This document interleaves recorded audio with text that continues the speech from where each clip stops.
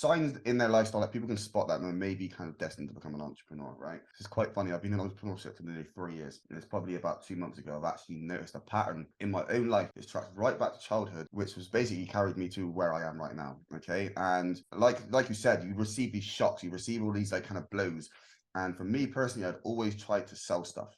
Okay, my brother got a load of these Jack Daniels t-shirts, and I thought I had this mad idea. Yeah, I'm gonna go out and sell these t-shirts. Went and tried to sell them, failed. You know what I mean? I used to just buy things, get these ideas. Oh, I'll try to sell that. Didn't work. Okay, there was one thing that did actually work, but it's kind of like the whole entrepreneurial journey. You find that most entrepreneurs, they have all of these kind of like different ideas, and you know, it may not work this time, may not work this time, may not work this time, but like out of all of those attempts, I think J.K. Rowling, she tried getting, you know, the Harry Potter book published like over 10 times before it actually went through. Okay, so there's all of these kind of like misses, and then you get that one hit. And for me, there was this thing because you know, I didn't grow up with a lot of money, and this is when like, I think it was like the Call of Duty Modern Warfare game came out. I was still in school, and I wanted my mum to buy me this game, and she basically said, you know, she couldn't do it, she couldn't afford it, she didn't have the money. So I went to Aldi, which is like a little German supermarket which we have here in the UK, and I can remember there was this twin pack of cookies, you know, 2 strips, and they were 60p. All right, so I went and bought them. You know, filled up my whole school bag. I remember I wasn't even taking any books in.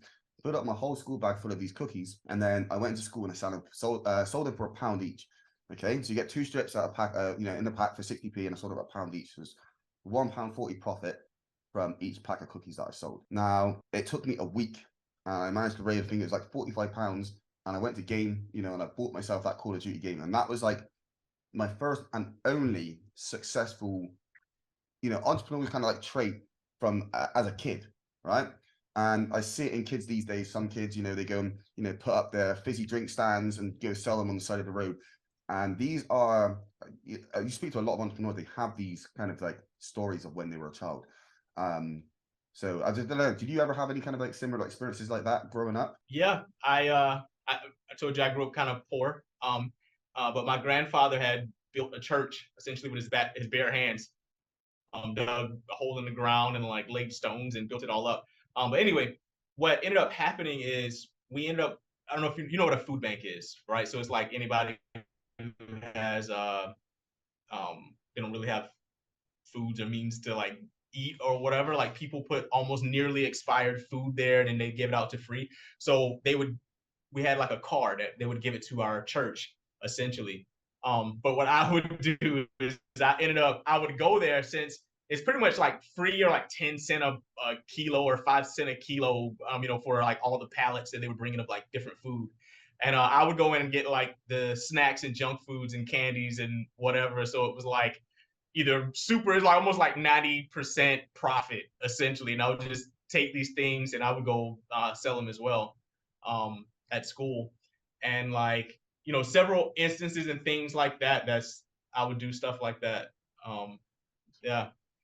So I Mm, definitely can relate. There's always like that little kind of like yeah. indicator that's The, like, the only reason I even wanted to bring it up because like something I've always heard, there's that indicator there, and it's taken me 3 years to actually, oh crap, that was the one, that was the journey that, you know, I made it work. My friend pulled out an old tobacco tin. He was like, you sold me this, Andy, about 10, 15 years ago. I was like, did I? He was like, yeah, back in the days when you were just like, you know, hustling, like I think you bought it from somewhere and you came and sold it to me. I've like still got it. And I was like, damn, like, and it was just like flashing back to like, I was that broke.